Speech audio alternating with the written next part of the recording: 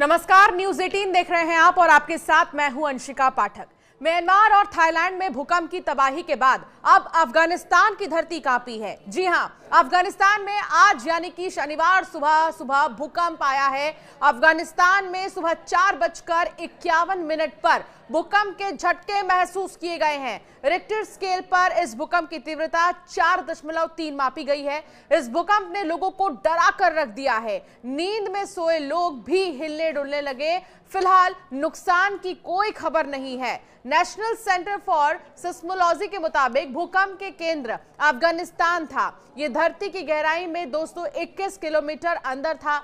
इस भूकंप की तीव्रता 4.3 मापी गई है। इस भूकंप के आने के बाद घर में रखी चीजें हिलने लगी। बल्ब और पंखे काफी देर तक हिले हैं। लोगों के बेड भी हिलने लगे थे। इसके बाद लोग डरे सहमे से थे और घर से बाहर भागते हुए नजर आए। अभी तक किसी के हताहत होने की कोई खबर नहीं है। यह भूकंप ऐसे वक्त में आया है जब एक दिन पहले ही यानी कि शुक्रवार को म्यांमार और थाईलैंड के बैंकॉक में इसकी तबाही देखने को मिली। पहले म्यांमार में लोग ये सोच रहे थे कि उन्हें चक्कर आ रहा है, उनकी कुर्सियां हिल रही हैं, लेकिन बाद में पता चला कि ये तो भूकंप है। म्यांमार में शुक्रवार को 7.7 तीव्रता का भीषण भूकंप आया, जिसके 12 मिनट बाद ही 6.4 की तीव्रता का आफ्टर शॉक महसूस किया गया था।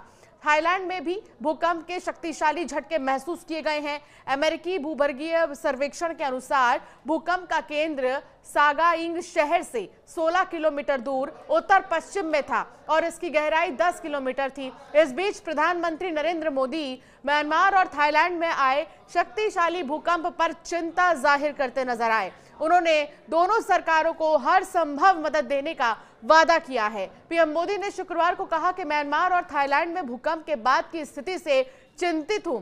सभी की सुरक्षा और खुशहाली के लिए प्रार्थना करता हूं। भारत हर संभव सहायता देने के लिए तैयार है। इस संबंध में हमने अपने अधिकारियों से तैयार रहने को कह दिया है। साथ ही विदेश मंत्रालय से म्यांमार और थाईलैंड की सरकार के साथ संपर्क में रहने को कहा गया है। म्यांमार में शुक्रवार को आए भूकंप में मौत का आंकड़ा 10,000 से भी ज्यादा हो सकता है। ये आशंका यूनाइटेड स्टेट जियोलॉजिकल सर्वे USGS ने जताई है। भूकंप के झटके थाईलैंड, बांग्लादेश, चीन और भारत तक महसूस किए गए हैं। म्यांमार में आए भूकंप के बाद भारत ने मदद भेजी है। 15 टन वाली राहत सामग्री की पहली खेप वहां पहुंच गई है। विदेश मंत्रालय के प्रवक्ता रणधीर जायसवाल ने इसकी पुष्टि की है। जायसवाल ने कहा कि इसे ऑपरेशन ब्रह्मा नाम दिया गया है। भारतीय विदेश मंत्री एस जयशंकर ने शनिवार को सोशल मीडिया पर लिखा कि म्यांमार के लोगों के लिए पहली खेप के रूप में तत्कालिक मानवीय सहायता भेजी गई है। उन्होंने बताया कि भारतीय वायुसेना का C-130 प्लेन कंबल, तिरपाल, स्वच्छता kit, sleeping bag, solar lamp, food packet और किचन सेट ले जा रहा है। प्लेन में एक सर्च और रेस्क्यू टीम के अलावा मेडिकल टीम भी मौजूद है। जयशंकर ने कहा कि हम स्थिति पर नजर बनाए रखेंगे और आगे भी सहायता भेजी जाएगी। म्यांमार में कल सुबह 7.7 तीव्रता का भूकंप आया। इस भूकंप के झटके म्यांमार, थाईलैंड और इसके अलावा भारत, बांग्लादेश और चीन में महसूस किए गए। इन 5 देशों के अलग अलग इलाकों में कई ऐसे लोग हैं जो सड़कों पर उतर आए, घबरा कर, डर कर दफ्तर के बाहर निकलने लगे और सैकड़ों लोग सहमे नजर आए।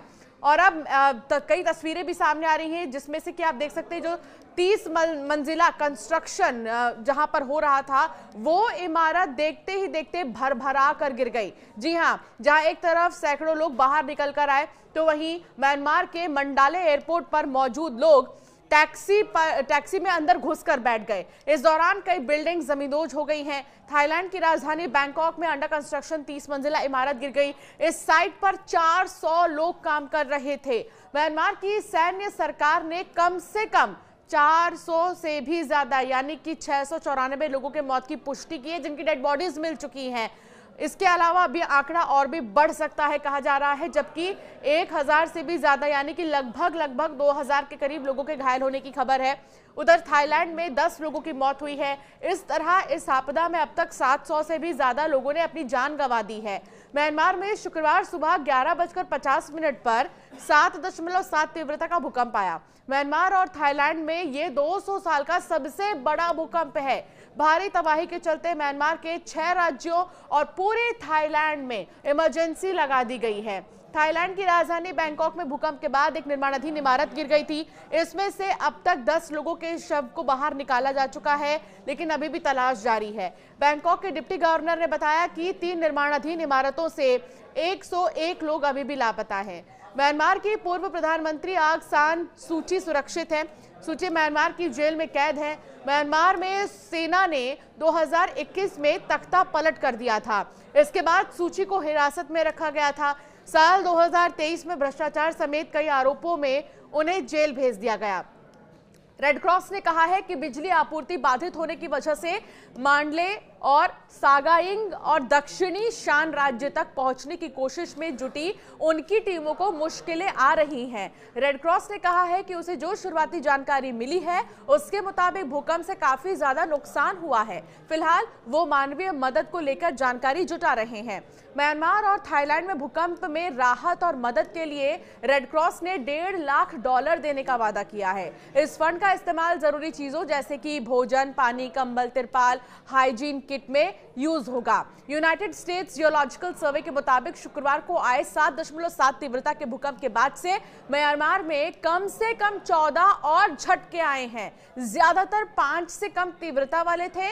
सबसे शक्तिशाली 6.7 तीव्रता का झटका था, जो बड़े भूकंप के लगभग 10 मिनट बाद आया। राष्ट्रपति डोनाल्ड ट्रंप ने शुक्रवार को कहा कि अमेरिका भूकंप से प्रभावित म्यांमार की मदद करेगा। ट्रंप ने कहा कि म्यांमार में जो हुआ वो भयानक है, हमने पहले ही वहां बात कर ली है, जल्द ही मदद पहुंच जाएगी। चीन ने म्यांमार में राहत कार्यों के लिए 37 सदस्यों की टीम भेजी है। इस टीम के पास भूकंप के चेतावनी देने वाले सिस्टम, ड्रोन समेत इमरजेंसी में बचाव के लिए जरूरी उपकरणों के 112 सेट हैं। म्यांमार में भूकंप के बाद देश की सैन्य सरकार ने 6 राज्यों में आपातकाल यानी कि इमरजेंसी लगा दी है। ये इलाके हैं सागाइंग, मांडले, बागो, मागवे, शान राज्य जो कि पूर्वी हिस्सा है, और नेपिदा। सैन्य सरकार के नेता जनरल मिन आंग ने बताया है कि नेपिदा में 96 लोग और सागिंग में 18 और मांडले क्षेत्र के क्याक्से टाउनशिप में 30 लोग मारे गए हैं। म्यांमार की सैन्य सरकार ने पहले बार भूकंप राहत कार्यों के लिए दुनिया भर से मदद की अपील की है। 2021 से काबिज सैन्य सरकार के दौर में 6.2 और 6.4 की तीव्रता के बड़े भूकंप यहां पर आ चुके हैं। थाईलैंड के सभी 1 लाख भारतीय पर्यटक सुरक्षित बताए जा रहे हैं। विदेश मंत्रालय ने एक हेल्पलाइन नंबर भी जारी किया है। वो हेल्पलाइन नंबर है +66 61 88 19 218। रिपीट करूंगी, +66 61 88 19 218 जारी किया है। पीएम मोदी ने प्रभावितों की कुशलता की कामना कर मदद की पेशकश की है। मोदी ने 3 अप्रैल को थाईलैंड में बिम्स्टेक संगठन की बैठक में शामिल होंगे। म्यांमार में धरती की सतह के नीचे की चट्टानों में मौजूद एक बहुत बड़ी दरार है जो देश के कई हिस्सों से होकर गुजरती है। ये दरार म्यांमार के सागाइंग शहर के पास से गुजरती है, इसीलिए इसका नाम सागाइंग फॉल्ट पड़ा है। ये म्यांमार में उत्तर से दक्षिण की तरफ 1200 किलोमीटर तक फैली हुई है। कुल मिलाकर ये जो भूकंप के झटके महसूस किए गए हैं म्यांमार में और थाईलैंड में जो असर हुआ है, हालांकि इसका असर बांग्लादेश और भारत में भी देखने को मिला, चीन में भी देखने को मिला, लेकिन अभी 24 घंटे पूरे हुए भी नहीं कि अफगानिस्तान में भूकंप के झटके महसूस किए गए हैं। अफगानिस्तान में वैसे सब कुछ ठीक है, किसी भी तरह की कोई जनहानि की खबर नहीं है, लेकिन म्यांमार के लिए कहा जा रहा है कि 10,000 लोगों के मौत की आशंका है। आपका क्या मानना है इस भूकंप पर? जरूर हमें कमेंट कर बताएं और ऐसे कई वीडियोस के लिए हमें सब्सक्राइब करना ना भूलें।